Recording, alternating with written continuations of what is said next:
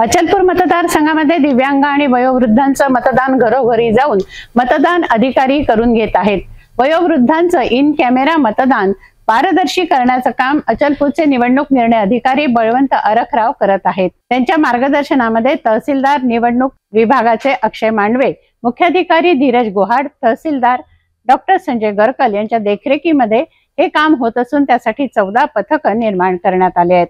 421 दिव्यांग आणि वयोवृद्धांनी आपला मतदानाचा हक्क बजावलाय। येणाऱ्या 20 तारखेला उरलेले दिव्यांग वयोवृद्ध हे मतदान करू शकतात। त्यांना मतदान केंद्रावर सुविधा देण्यात येईल। 42च्या होऊ घातलेल्या निवडणुकीमध्ये येणार अचलपूर मतदारसंघात 42 याच्या होऊ घातलेल्या निवडणुकीमध्ये येणाऱ्या 20 तारखेला मतदान होणार असून जे लोक मतदान करू शकत नाही, जे वयोवृद्ध लोक आहेत आणि जे दिव्यांग लोक आहेत त्यांच्यासाठी व्यवस्था करण्यात आली। आजपासून त्याचा सुरू झालेला आहे, म्हणजे त्यासाठी विविध पथक तयार करण्यात आलेले। आपल्यासोबत नायब तहसीलदार निवडणूक विभागाचे अक्षय मांडवे साहेब जाणून घेऊया एकूणच ही प्रक्रिया कशी सुरू आहे। अचलपूर विधानसभा मतदारसंघामध्ये गृह मतदानाची आजपासून आपण सुरुवात केलेली आहे। यामध्ये एकूण 421 मतदारांनी नमुना 12 जो अर्ज राहतो गृह मतदानाच्या संदर्भातला तो आमच्याकडे सादर केला होता आणि अशा 421 मतदारांचं विविध 14 पथकांच्या माध्यमातून आम्ही दिनांक 14 आणि दिनांक 15 नोव्हेंबर 2024 रोजी या 2 दिवसामध्ये आम्ही मतदानाची प्रक्रिया पूर्ण करून घेणार आहोत। या पथकामध्ये आमचे मतदान अधिकारी आहेत, पोलीस कर्मचारी आहेत, सोबत व्हिडिओ कॅमेरेसुद्धा आहेत आणि मतदारांनी जे पात्र ठरलेले मतदार आहेत त्यांनी कृपया या 2 दिवसामध्ये आपल्या घरीच आपल्याला थांबायचं आहे। आपल्या घरी आमचं मतदान पथक येईल। सकाळी 8 ते सायंकाळी 6 या वेळामध्ये ते पथक तुमच्याकडे येईल आणि तुमच्याकडून ती मतदानाची प्रक्रिया पूर्ण करून घेईल। साहेब, जे कर्तव्यावर असणारे जे कर्मचारी आहे, झोनल ऑफिसर आहे, केंद्र प्रमुख आहे, अन्य अधिकारी आहे, पोलीस अधिकारी कर्मचारी आहेत, यांच्या मतदानाची कशी काय व्यवस्था करण्यात आली? या ठिकाणी टपाली मतदानाची सुद्धा अशा कर्मचाऱ्यांकरिता व्यवस्था केलेली आहे। या ठिकाणी आपल्याला जे निवडणूक कर्तव्यावर आहेत त्यांनासुद्धा आपण टपाली मतपत्रिका ही दिलेली आहे। पोलीस कर्मचारी यांनासुद्धा आपण टपाली मतपत्रिका दिली आहे आणि त्यांचं मतदानसुद्धा आपण आता रोज आपण त्या पद्धतीने त्यांचं या ठिकाणी सुद्धा आपण एक फॅसिलिटेशन सेंटर ठेवलेलं आहे। या ठिकाणी येऊन ते आपलं मतदानाचा कर्तव्य बजावू शकतो। शेवटचा प्रश्न, या मतदारसंघामध्ये जर अजून 421च्या म्हणजे अजून जर वाढवू शकतात, दिव्यांग म्हणा, वयोवृद्ध म्हणा, किंवा ज्यांना या गोष्टीची माहिती नव्हती की या तारखेपर्यंत फॉर्म भरायचा आहे, त्यांना आता कुठेतरी मतदान करता येते का? त्यांच्याकडे सुद्धा हा पथक जाऊ शकते का? ते कोणत्या तारखेपर्यंत तुमच्याकडे येऊ शकतात? नाही, आता ही जी आहे ही मतदार यादी जी आहे 421 लोकांची अंतिम झालेली आहे। यामध्ये आता इतर मतदार जे आहेत जे दिव्यांग आहेत किंवा 85 वर्षाच्या वर आहेत किंवा झालेले असतील तर ते आता याकरता पात्र राहणार नाहीत, परंतु ते मतदान केंद्रावर जाऊन मात्र आपला मतदानाचा हक्क बजावू शकतात। साहेब, किती दिव्यांग आहे आणि किती 85 वयाच्या वयोवृद्ध किती लोक आहेत? 36 दिव्यांग यामध्ये आहेत आणि 389 हे 85 वर्षावरील मतदार आहेत जे की यासाठी पात्र ठरलेले आहेत। एकूण तसं साहेब मतदान किती आहे दिव्यांगांचं आणि वयोवृद्धांच्या वरच?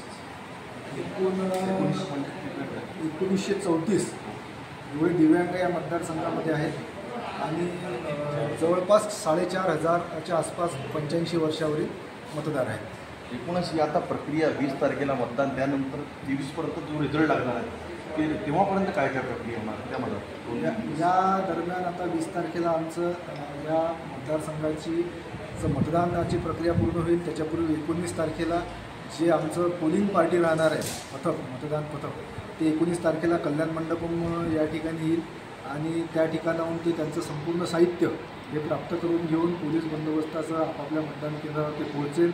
20 तारखेला सकाळी 7 ते सायंकाळी 6 वाजेपर्यंत आपली संपूर्ण मतदानाची प्रक्रिया ही पार पाडल्या जाणार आहे। त्यानंतर संबंधित पथक हे मतदान साहित्यासह पुन्हा कल्याण मंडपम, कोर्ट रोड, परतवाडा या ठिकाणी संपूर्ण साहित्यासह परत येईल। त्या ठिकाणी आपण सुरक्षा कक्षाची सुद्धा व्यवस्था केलेली आहे। संपूर्ण मतदान यंत्र जे आहेत ज्यावर मतदान झालेलं असेल हे त्या सुरक्षा कक्षामध्ये ठेवण्यात येतील सीलबंद स्वरूपात आणि दिनांक 23 तारखेला मतमोजणीच्या दिवशी सकाळी 8 वाजता सुरक्षा कक्ष हे उघडल्या जाईल व आपली मतमोजणी जी आहे 23 नोव्हेंबर 2024 रोजी सकाळी 8 वाजता कल्याण मंडपम परतवाडा या ठिकाणी सुरू होईल.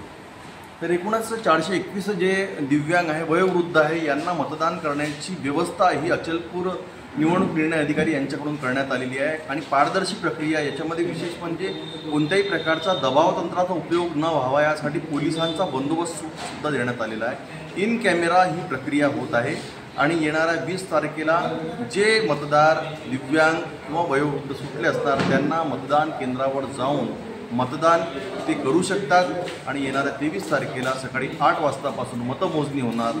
या प्रकारची माहिती निवडणूक विभागाचे नायब तहसीलदार अक्षय मांडवी साहेब यांनी दिली.